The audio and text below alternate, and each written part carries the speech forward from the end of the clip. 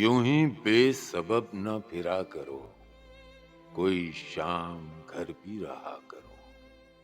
वो गजल की सच्ची किताब है, उसे चुपके पढ़ा करो।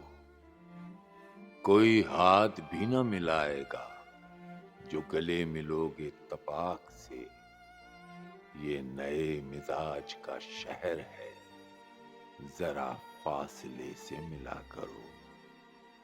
मुझे इश्तहार सी लगती हैं ये मोहब्बतों की कहानियां।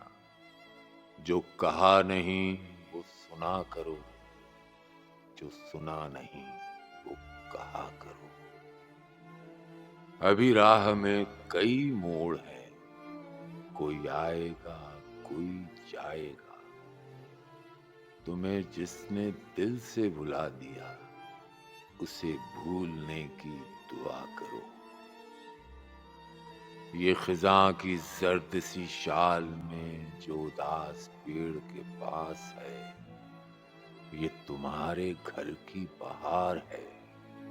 इसे आंसुओं से हरा करो।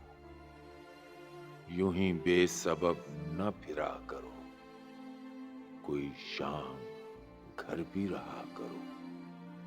वो गजल की सच्ची किताब है, उसे चुपके